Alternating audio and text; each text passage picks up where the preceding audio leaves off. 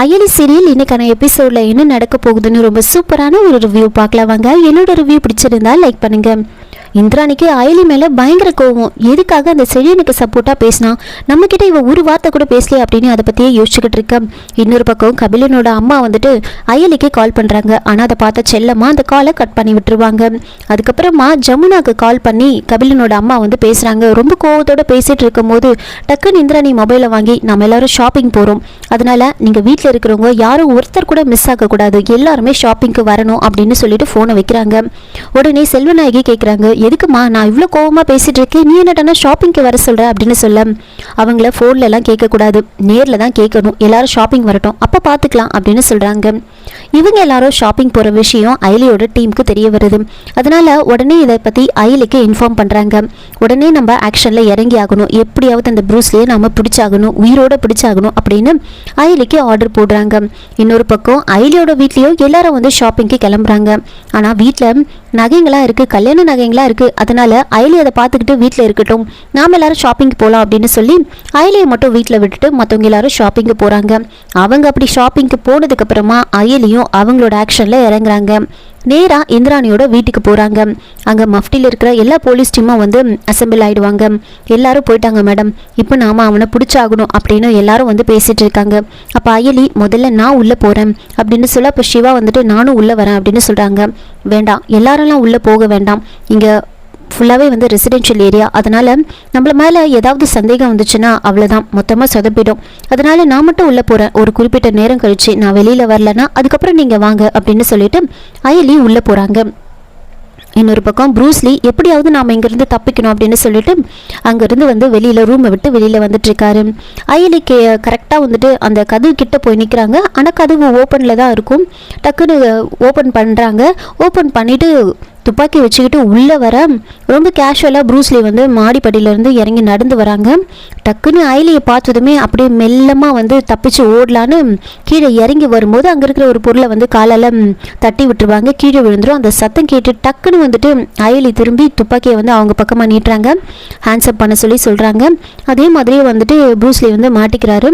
அப்படியே ப்ரூஸ்லி கிட்ட வந்து அயலி வந்து ரொம்ப கோவமாக வந்து பேசிகிட்டு இருக்க, அப்போது ப்ரூஸ்லி என்ன பண்ணுறாருன்னா அவரோட காலில் இருக்கிற செருப்பை வந்து அந்த துப்பாக்கியை பார்த்த மாதிரி கரெக்டாக தட்டி விட அந்த துப்பாக்கி கீழே விழுது. டக்குன்னு ப்ரூஸ்லி அந்த துப்பாக்கியை எடுத்துடுறாரு. அயலியை வந்து முட்டி போட சொல்லி கையை தூக்க சொல்லி சொல்கிறாரு. அதுக்கப்புறம் ப்ரூஸ்லி வந்துட்டு எங்கள் அண்ணன் உன்னை பிடிக்கிறதுக்காக எவ்வளோ போராடினாரு, உன்னை பார்க்கணுன்னு ரொம்ப ஆசைப்பட்டாரு, முதல் முறை வந்துட்டு எங்கள் அண்ணன் வந்து உன்னை பார்த்து பயந்தாரு அப்படின்னு சொல்லும்போது அயலிக்கு ரொம்ப பெருமையாக இருந்துச்சு. அப்போ ப்ரூஸ்லி என்ன பண்ணுறாங்கன்னா, இரு உன்னோட ஃபோட்டோவை வந்து நான் என்னோட அண்ணனுக்கு வந்து ஃபோட்டோ எடுத்து அனுப்புகிறேன் அப்படின்னு சொல்லி ஒரு செல்ஃபி, ரெண்டு பேரும் சேர்ந்த மாதிரி ஒரு செல்ஃபியை வந்து எடுக்கிறாங்க. அயலி அப்போ முட்டி போட்டுட்டு இருப்பாங்க. எடுத்ததுக்கு அப்புறமா அயலி வந்துட்டு என்ன பண்ணுறாங்கன்னா, என்ன பண்ணுறது, நம்ம இப்படி மாட்டிக்கிட்டுமே அப்படின்னு யோசிச்சுட்டு இருக்க, ப்ரூஸ்லி அவர் பாட்டுக்கு டைலாக்காக பேசிக்கிட்டு இருப்பார். நல்லா வேண்டிக்கோ, உன் கதை முடிஞ்சது அப்படி இப்படின்னு சொல்ல ஒரு நிமிஷம் அயலி கண்ணை மூடி அவங்க அம்மாவை நினச்சி பார்க்குறாங்க. அப்போது டக்குன்னு ப்ரூஸ்லி அயலியை சுற்றி வந்துட்டு இருக்கும் போது அயலி என்ன பண்ணுறாங்கன்னா, அந்த ப்ரூஸ்லியை அடிச்சுட்டு அந்த துப்பாக்கியை வந்து அவங்க எடுக்கிறாங்க. எடுத்து ப்ரூஸ்லியை வந்து முட்டி போட சொல்லி கையை தூக்க சொல்லி சொல்கிறாங்க. அதே மாதிரி ப்ரூஸ்லி வந்து அயலி கிட்ட வந்து மாட்டிக்கிறாங்க. சிவா வந்துட்டு கொஞ்சம் நேரம் வெளியில் நின்று வெயிட் பண்ணி பார்ப்பாரு. அதுக்கப்புறம் கொஞ்சம் நேரம் பொறுத்து என்ன பண்ணுறாருன்னா ஒரு ஜன்னல் பக்கமாக போய் பார்க்குறாரு. அப்போ முட்டி போட்டிருக்கிறது தெரியுது. இதை பார்த்ததுமே டக்குன்னு சிவாவும் என்ட்ரி கொடுக்குறாங்க. அப்போ அயலி வந்து கேட்குறாங்க, உனக்கு ஹெல்ப் பண்ணுறது யார், ஒழுங்காக உண்மையை சொல்லு அப்படின்னு வந்து கேட்க, அப்போ ப்ரூஸ்லி எந்த உண்மையை சொல்ல மாட்டாங்க. சரி உன்னோட பாஸ்க்கு கால் பண்ணு அப்படின்னு சொல்லும்போது, இல்லை அந்த ஃபோனில் வந்து சிம் கிடையாது அப்படின்னு சொல்கிறாங்க. என்னது சிம் இல்லையா, அப்போது நீ இப்போ ஃபோட்டோ எடுத்தியே என்னோட அண்ணனுக்கு அனுப்புகிறேன்னு சொன்னியே, எங்கே அந்த ஃபோட்டோ, அது எப்படி அனுப்பு அப்படின்னு கேட்க, இல்லை நான் சும்மா உன்னை பயமுறுத்துறதுக்காக அப்படி சொன்னேன், உண்மையாகவே அந்த மொபைலில் வந்து சிம் கிடையாது அப்படின்னு வந்து சொல்கிறாங்க. சரின்னு என்ன பண்ணுறாங்கன்னா, சிவா வந்ததுக்கப்புறமா சிவா வந்து செக் பண்ண சொல்லி சொல்கிறாங்க. ப்ரூஸ்லியோட பாக்கெட்டில் வந்து சிம் கார்டு இருக்கும். அதெல்லாம் எடுத்துக்கிட்டு ப்ரூஸ்லியா அங்கேருந்து வந்து கூட்டிகிட்டு போகிறாங்க. அவங்களோட கஸ்டடிக்கு அவங்களோட இடத்துக்கு வந்து ப்ரூஸ்லியை வந்து அங்கேருந்து கூட்டிகிட்டு போயிடுவாங்க. இன்னொரு பக்கம் என்ன நடக்குதுன்னா, இவங்க எல்லாரும் வந்து ஷாப்பிங்க்கு போகிறாங்க.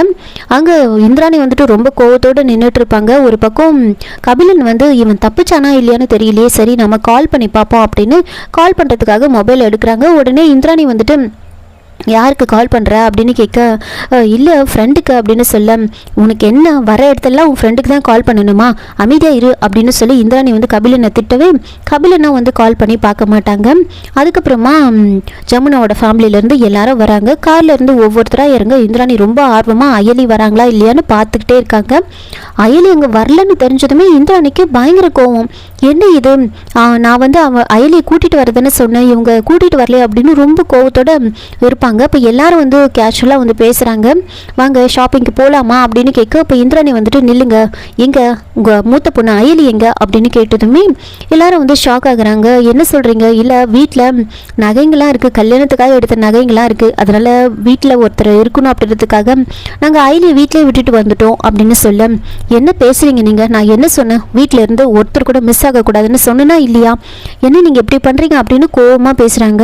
அது வந்து ஒன்றும் இல்லை, நகைக்காக தான் பயந்துக்கிட்டு நாங்கள் விட்டுட்டு வந்தோம் அப்படின்னு சொல்ல இந்திராணிக்கு ரொம்ப கோவம் வந்துடுது.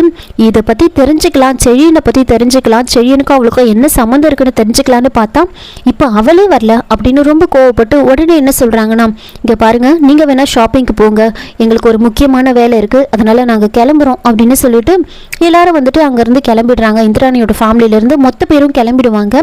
அவங்க பாட்டுக்கு போயிடுவாங்க. ஜமுனாவுக்கு ஒன்றுமே புரியாது. என்ன இது, அயலியை பற்றி கேட்டாங்க, அயலி வரலன்னு சொன்னேன், அதோட ஷாப்பிங்கை நீங்களே பண்ணிக்கோங்க அப்படின்னு சொல்லிட்டு போயிட்டாங்களே, என்னவா இருக்கும் அப்படின்னு யோசிக்கிறாங்க. அதுக்கப்புறமா பாட்டி வந்து, என்ன இதெல்லாம், அவங்க தானே நம்மளை ஷாப்பிங்க்கு வர சொல்லி சொன்னாங்க, இப்படி கொஞ்சம் கூட மரியாதையே இல்லாமல் நீங்கள் வேணால் பண்ணிட்டு போங்க அப்படின்னு அவங்க போயிட்டாங்க, என்ன இதெல்லாம், நமக்கு மரியாதை இருக்கா அப்படி இப்படின்னு ரொம்ப கோவமாக பாட்டி பேச, நாம் மட்டும் இங்கேருந்து என்ன பண்ண போகிறோம், நாம் என்னத்தை ஷாப்பிங் பண்ணுறது, நாம் போகலாம் வாங்க அப்படின்னு சொல்லிட்டு பாட்டியும் எல்லாரையும் வந்து கூட்டிகிட்டு வீட்டுக்கு போயிடுறாங்க. வீட்டுக்கு இவங்க போகிறதுக்குள்ளே அயலி அங்கே ப்ரூஸ்லியே ஒரு இடத்துல போயிட்டு அவங்களோட கஸ்டடியில் வச்சுட்டு ப்ரூஸ்லி கிட்ட வந்து விசாரிச்சுக்கிட்டு இருப்பாங்க. அவங்களோட ஹெட்டு சிவா அப்படின்னு எல்லாரும் உண்மையை சொல்லி கேட்க ப்ரூஸ்லி வந்து எதையும் சொல்ல மாட்டார். அதுக்கப்புறம் ப்ரூஸ்லியை வந்து அங்கேயே விட்டுட்டு அயலி வந்துட்டு வீட்டுக்கு வராங்க சிவா கூட. ஆனால் அதுக்கு முன்னாடியே ஜமுனா செல்லமா அப்படின்னு ஷாப்பிங் போனவங்க எல்லாரும் வீட்டுக்கு வந்துட்டு இருப்பாங்க. இதை பார்த்ததுமே அயலிக்கு ஒன்றுமே புரியாது. இப்போ நாம் எப்படி சமாளிக்கிறது, என்ன பண்ணுறதுன்னு தெரியலையே அப்படின்னு வந்து யோசிச்சுக்கிட்டு உள்ளே வராங்க.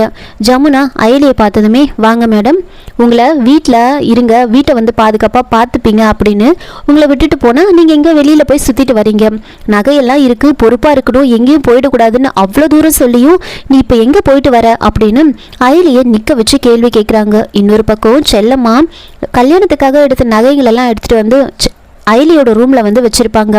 அதை பற்றி எப்படியாவது நாம் இவகிட்ட வந்து சண்டை போடணும், இவளை அவன் மேலே பழிய போட்டு இந்த வீட்டை விட்டு துரத்தணும் அப்படின்னு செல்லம்மா ரொம்ப ஆர்வமாக வெயிட் பண்ணிகிட்ருக்க ஜமுனா வந்து ரொம்ப கோவமாக அயலிக்கிட்ட வந்து பேசிகிட்டு இருக்காங்க. அயலி இப்போ நம்ம எப்படி சமாளிக்க போகிறோன்னு தெரியல அப்படின்னு வந்து யோசிச்சுக்கிட்டு இருக்காங்க. இதோட இந்த ப்ரோமோ வந்து முடிச்சிருக்காங்க. என்னோட ரிவ்யூ பிடிச்சிருந்தா லைக் பண்ணுங்கள், மறக்காமல் சப்ஸ்கிரைப் பண்ணுங்கள். தேங்க்யூ.